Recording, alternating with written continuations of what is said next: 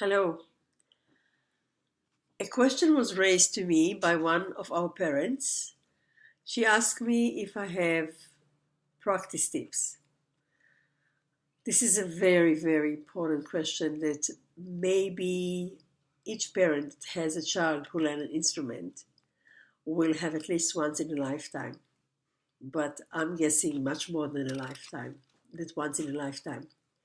I'd like just to say a few words about it. I'll keep it short, and I'll make a point in front of me to keep revisiting this topic again and again. And please feel free to ask specific questions by sending your question to zohararotem.com. So, practice tips.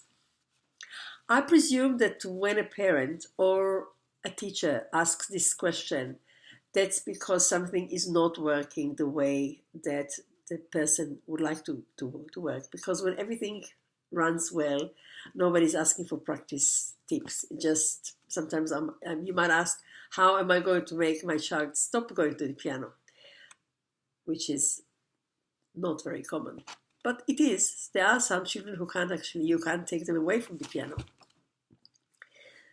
Okay, so if there is any challenge or things are not going the way you want to go, what will be the practice tips which I will suggest? The first one will be keep it short. If you want to renew the joy of going to the piano and doing your practice or doing your work, keep it short. Better to keep it short and tackle the problem of a child wanting to stay longer than sitting longer than the child actually wants. So keep it short. That will be the first thing. Make sure it happens every day.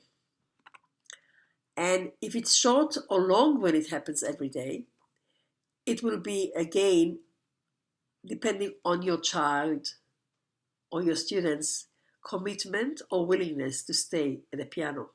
Now, I'm using piano because this is my instrument, but of course you can apply to all instruments.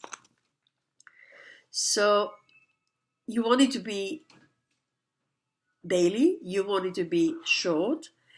It depends on where your child is, because if your child enjoys doing the work, stay a bit longer. Another thing that you want the practice to be is enjoyable. Or maybe I will actually let's see what makes enjoyable. It will be enjoyable if the work is doable or affordable, manageable, not something which is in a mystery. This will make the practice enjoyable, and you have to make sure that always learning is happening. If we sit and do something and no learning is happening, we don't feel the sense of development, we don't feel the sense of evolving, we don't feel the sense of growth. Now, if children are young, they might not register it as development or growth or evolution, but it happens on a subconscious level, because growth is survival.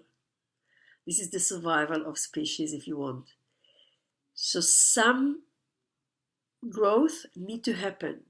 We don't advocate the child to go to the instrument and just have fun, because fun which doesn't have a learning component in it will not stay for a long time. It'll be like a little bit of a taste of addiction.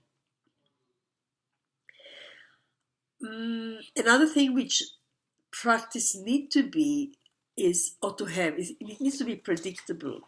We all like knowing what's the next thing we're going to do. So predictable for a child will be either to have a form or a format that the child is used to or has been suggested by the teacher, or you can sit together and make the form, the structure, you can create it.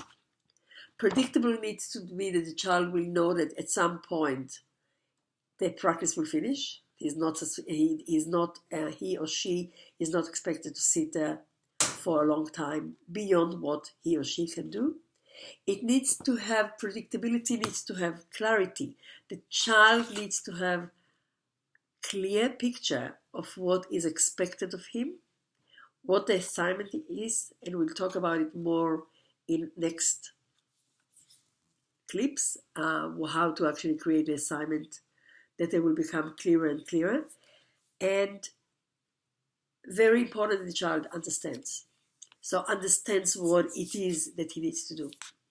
So just recapping, the practice needs to be short, every day, needs to be enjoyable, meaning it needs to be doable, and some learning needs to happen, and the practice needs to be predictable.